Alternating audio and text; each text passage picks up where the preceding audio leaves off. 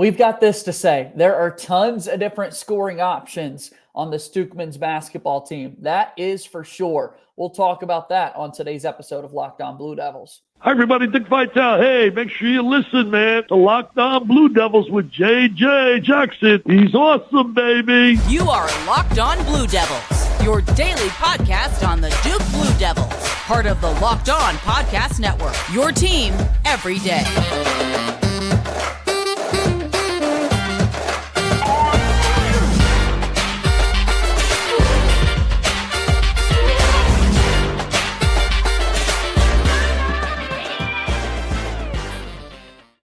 Hello, everybody, and welcome into another episode of the Locked On Blue Devils podcast. My name is JJ Jackson, and it's so great to have you here with us on this Thursday, October 5th, 2023. On today's show of Locked On Blue Devils, we'll talk a little bit about the Duke men's basketball scoring options that they've got for this season with our good pal Kevin Connelly, the site expert for Ball Durham. Also talk about the new captains being named for the team and so much more. If you have not, go ahead and subscribe to our YouTube channel, Locked On Blue Devils. Like this video, share it with your friends. Also subscribe to our podcast feed as you're able to listen to the show each and every day. Leave us a 5-star rating and review on the Apple Podcast platform. Your support means a lot over there. And also make sure that you check us out on Twitter at LO_Blue Devils. And I'm on Twitter at _JJ_Jackson_. So without further ado, let me bring on my good friend, the site expert from Ball Durham. He's Kevin Connelly, and he joins us here on the show once again. Kevin, the time is greatly appreciated.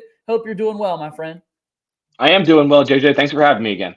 It's a good time of year, football season moving along, but it also means we're getting closer to the start of this Duke men's basketball season, and we're always speculating who's going to be the captains of this Duke team.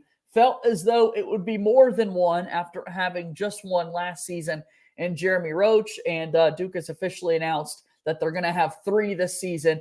Tyrese Proctor, Ryan Young, and Jeremy Roach will return for another season as Duke's captains. What do you think of that? I think it's probably fair. We talked about it a couple of weeks ago about who the captains would be. I thought Kyle Filipowski had a shot at cracking those 3 captains. But you had to figure Ryan Young was going to be a captain, just because it feels like he's been a leader ever since he stepped on campus at Duke from transferring to Northwestern.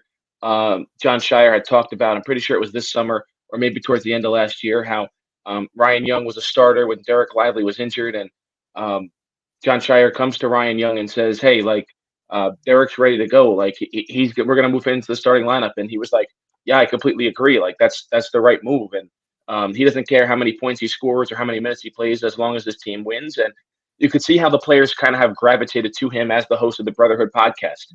It seems like everyone always loves the guy, and it feels like that's a really good decision for him to be captain. And then, at least in my mind, I thought it was going to come down to a battle between Kyle Filipowski and a player like Tyrese Proctor or even Mark Mitchell. And you go with Tyrese Proctor, and I think that's a good decision. Now, both your starting backcourt mates are going to be captains, along with Jeremy Roach, who returns for another season. And you felt Proctor like come out of his shell a little bit after a slow start to his freshman season. Once he got moved on the ball, once he became the primary point guard, you really felt him come out of his shell and take almost that leadership role as the point guard that you have to have on a team. So I think it's 3 good decisions from Jon Scheyer.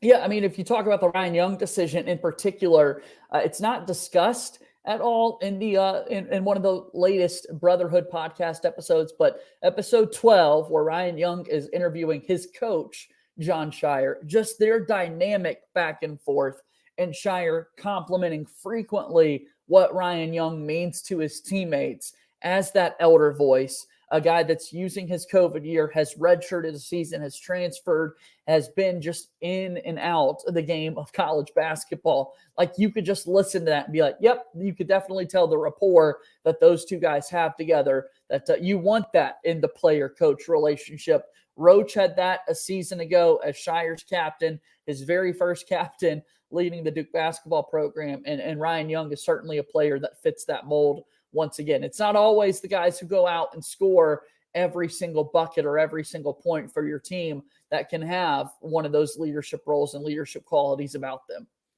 Yeah, and that's you said it perfectly there. Because because we don't know what really to expect from Ryan Young this season. We'll get into it a little bit later on here in this episode. But it seems like he's going to be a guy that comes off the bench that probably plays no more than 15 minutes per game or so. But he's the right guy to, when things go haywire at some point this season, which they will. They always do. It happens to every single team in the country. Nothing goes perfect for 40 straight games. He's going to be a guy that people are going to look to and rally around and try and lead this team forward. So we'll talk about Tyrese Proctor. You mentioned him a moment ago. He is another captain for the Duke team. I think Shire, in his comments with the media a little bit about this decision, was complimenting the fact that Proctor was around campus so much this offseason, putting in so much work on his individual game, carrying over the success that he had towards the end of the season. He's been so relatable, I think, for these freshmen, because we forget about the fact that he was supposed to be a freshman now and reclasses to come in a year early. So he's kind of got that instant connection. And last year, when he was a little bit delayed getting over due to his Australian basketball commitments, he spent all that time this offseason in Durham, kind of getting ready for the upcoming year. And at that lead guard spot, I mean, it's just a perfect fit for a captain to take over. Well, I relate it back to the 2015 team. And now, obviously, Quinn Cook was your captain on that team. And Tyus Jones wasn't named the captain, but certainly as a backcourt mate with Quinn Cook, I feel like a lot of people on that team look to him as a captain. And I think that's what you're seeing right here with Jeremy Roach and Tyrese Proctor, that your two starting backcourt players are officially captains, and that's what you want. The ball's going to be in their hands at the end of games to make those last-second clutch decisions, and you want them to be leaders on your team. So, again, I think it's a really good decision from Jon Scheyer as well. We'll talk about a little bit more about the Duke basketball team. They've got tons of scoring options that we want to dive into, and we'll continue that conversation after this timeout here on today's episode of Locked On Blue Devils. Locked On Blue Devils here today is brought to you by our friends over at eBay Motors. Passion, drive, and patience. That's what brings home the winning trophy, and it's also what keeps your ride or die alive.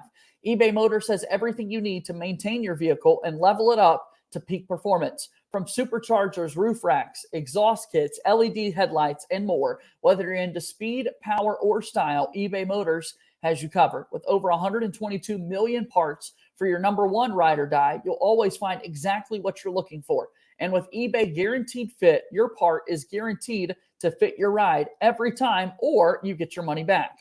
Because with eBay Motors, you're burning rubber, not cash. With all the parts you need at the prices you want, it's easy to turn your car into the MVP and bring home the win. Keep your ride or die alive at ebaymotors.com. Eligible items only. Exclusions apply. eBay Guaranteed Fit only available to U.S. customers. Moving forward here on today's episode of Locked On Blue Devils, JJ Jackson alongside my pal Kevin Connelly, the site expert for Ball Durham. Once again, Kevin, I've talked about it a little bit this week. You're going to be writing about it over at balldurham.com. We've got the kind of raw, uncut, in quotes, footage from another Duke scrimmage that they posted on YouTube. This one had ACC officials in the building, although we don't really in the video. Spoiler alert, you don't see the officials making any crazy calls or anything like that as they're gearing up for the season, but more content released for us to watch.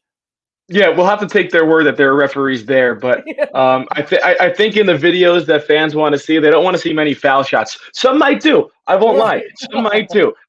Making foul shots is a big part of winning games in college basketball or losing games, as we've seen Duke in the past couple of years. But at least in early October, nobody wants to see foul shooting highlights. But yeah, I think, again, we saw these videos come out in the summertime of off-season workouts. Obviously, you never saw Kyle Filipowski really play 5-on-5. Mark Mitchell, who you didn't see in the scrimmage, he's dealing with, I believe, a minor hip strain. So he didn't play in the scrimmage either, but you did see Kyle Filipowski out there. But again, I think the biggest takeaway is the guards.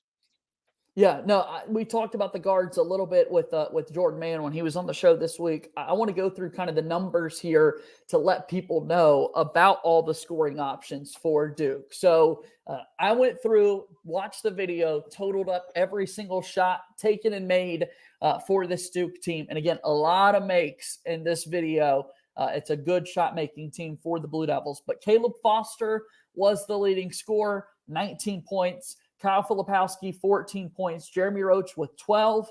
Tyrese Proctor with 11. Christian Reeves with 10. TJ Power with 9 points. Jared McCain and Sean Stewart with 8. Ryan Young had 6. Jaden Schutt had 5. Jalen Blakes with 2. So 5 different players in double figures, including Christian Reeves, who was a pretty big presence down on the inside. We'll talk about the post players in our final segment of today's show. But Kevin, talking a little bit more about these guards, how about Caleb Foster leading the way? 19 points for Foster. And you wonder if he's closing in on Jared McCain, who many people are assuming is going to be that final starter. It feels like going into training camp per se, I guess the start of official practice, that he had the lead on that small forward position because it's open right now for Duke. But it feels like everything you watch and read and listen to coming out of Durham is Caleb Foster has been incredible.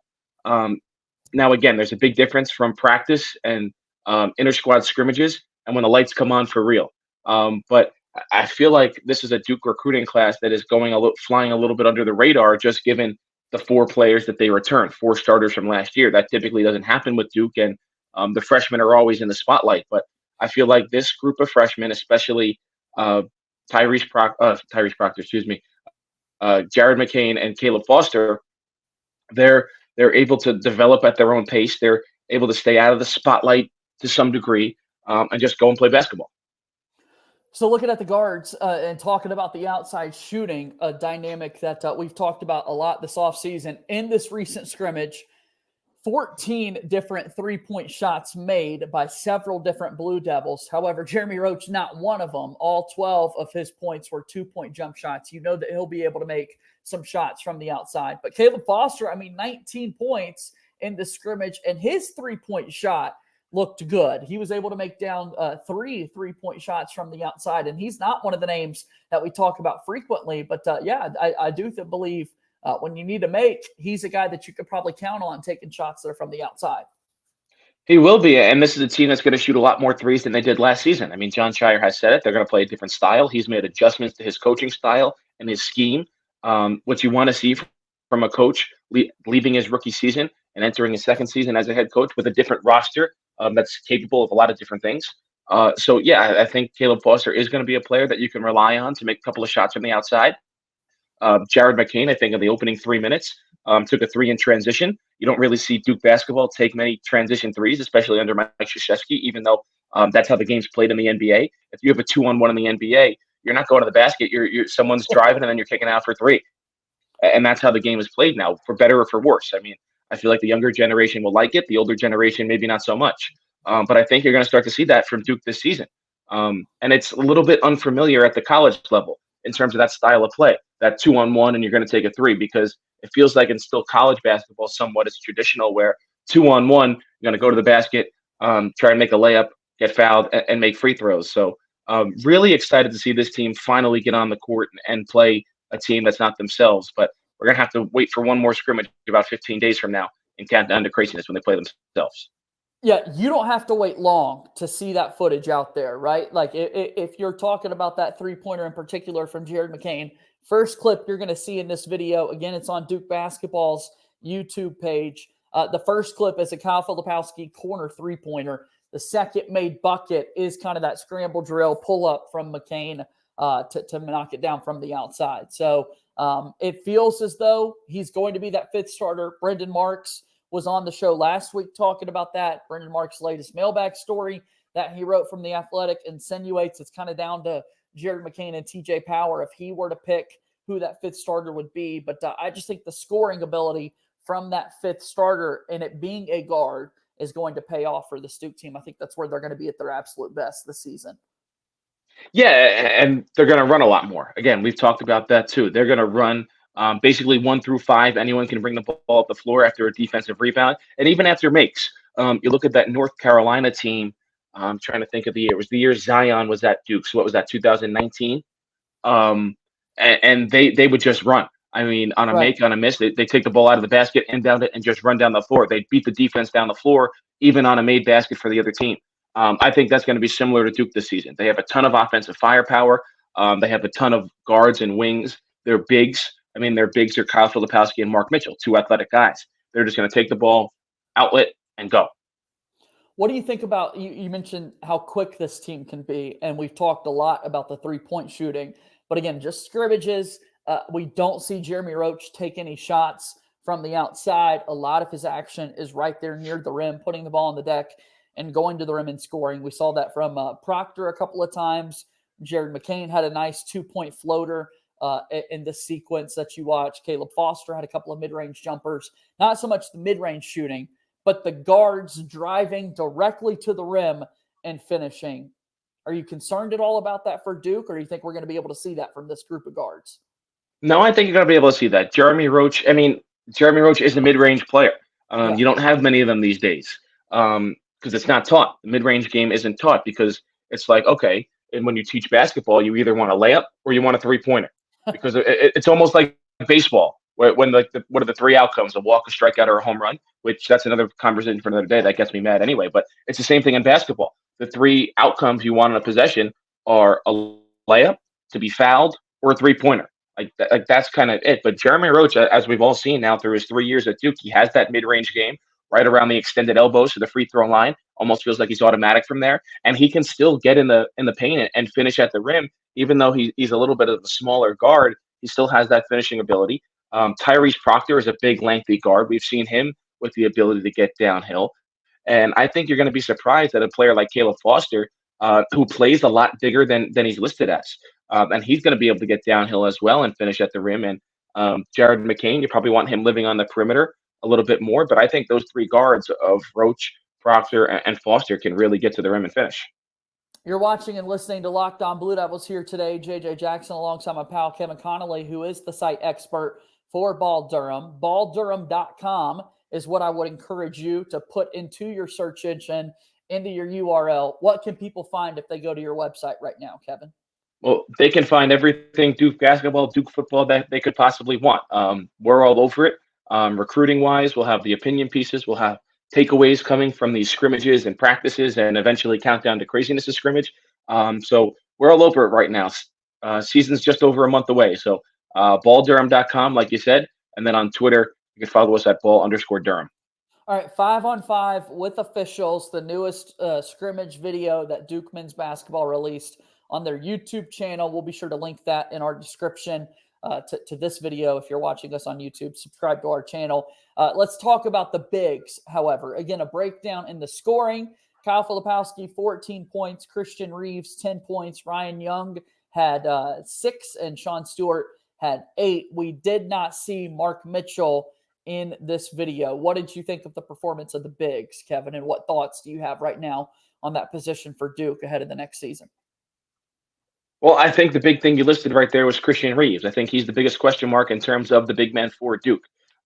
Is he going to play? Is he not going to play? Is he going to get about 5 to 7 minutes per game and then be phased out when conference play comes in? I think that's a big question mark. And I think the biggest question mark is how can he defend the rim without fouling? Again, that was the biggest topic of the offseason of is Duke going to fill that final scholarship with a transfer portal big man? They didn't. So they were very comfortable really going with that three-headed trio of Kyle Filipowski, Ryan Young, and Christian Reeves. That's what it comes down to. John Shire was confident in those players to go into the season and be like, no, okay, we have enough rim protection. At parts of the scrimmage, I saw Kyle Filipowski and Ryan Young playing on the same team.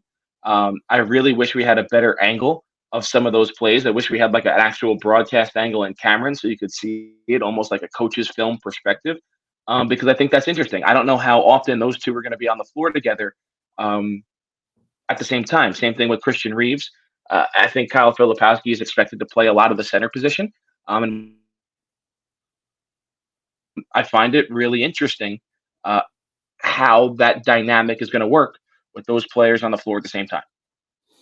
Yeah, I'm curious to see what that looks like as well when you've got more of what you would, I think, describe as a back-to-the-basket type player with Christian Reeves, just because we haven't seen as much of his kind of shooting prowess and whatnot, how that dynamic kind of plays out with so many elite shooters at the guard spot, right? And for Christian Reeves? What do those minutes look like this season? I'm still one to believe they're going to be a little hard to come by, Kevin. I just don't know that he's going to get the playing time. I think that some might believe, even though they didn't have a transfer come in. I don't know. Just I'm a little hesitant to kind of go out. I want to, and I think Christian Reeves is a hell of a player and kind of deserves the run. I just don't know that the opportunity's going to be there, so to speak, this season. Well, it feels like the one opportunity that I can envision off the top of my head is, okay, and have to bear with me here. So you have a couple of options to start at the small forward position, right? We're assuming Tyrese Proctor, Jeremy Roach, Mark Mitchell, Kyle Filipowski, all locked in as starters. Right. You mentioned that it feels like that 3 spot is either going to be Jared McCain or TJ Power. Say they don't acclimate themselves well to college basketball right at the start of the season. And a player like Ryan Young or Christian Reeves feels like they have because they have those years of experience underneath their belt. Slide Mark Mitchell to the 3, Filipowski back to the 4, and then maybe they can get time at the 5. It feels like to me that's the only way that they're going to get a substantial amount of minutes, barring injury to Kyle Filipowski, barring foul trouble, something like that. It feels like that could be a lineup that people don't talk about enough, with Proctor at the 1, Roach at the 2, Mitchell at the 3, Filipowski at the 4, and then Young or Reeves at the 5. I love it. Yeah, I think that could possibly be the case for Reeves to get out there on the floor a little bit. You've sold me, man. I would love to see him kind of get some run out there and see what he's able to do. So any final kind of big picture thoughts, Kevin, that you have about the bigs and the post players for Duke? We mentioned at the start of the show, Ryan Young is the captain. Captain Young is going to want some minutes. I think he's going to be a big rebounding presence for the Blue Devils. I think he's going to play tough defense every single time he's out there on the floor. What other thoughts do you have about the bigs? Well, one thing we didn't mention that you mentioned when we started talking about the scrimmage was Kyle Filipowski stepping outside in the corner and making a 3-pointer. I think that's going to be a big development on his game. If he's able to go back up. Yep, you want that percentage to go back up. If he's able to make those, it's going to expand the defense a whole lot more. And that's going to make this offense even better because you're going to have all the driving lanes open for the guards that we talked about a little while ago to get to the basket and finish at the rim. Kevin, it's always great to see you, man. Always fun to have you here on the podcast. Thank you for the time once again today. Give one more plug for Ball Durham, if you will. Well, again, balldurham.com, and you can follow us on Twitter at @ball_Durham. We'll do that. Thanks so much, Kevin. We'll talk again soon, okay? Thanks, JJ. All right, that's Kevin Connelly joining us here on today's episode of Locked On Blue Devils, and that's going to do it for our show here today. Thank you for your support. Go check out that Duke basketball scrimmage on YouTube. Let us know your thoughts down in our comment section here below. What do you expect from this Duke basketball team going into the upcoming season? That'll do it for today's show. As always, go Duke. I'll talk to you tomorrow. My name is JJ Jackson. Thank you and good day.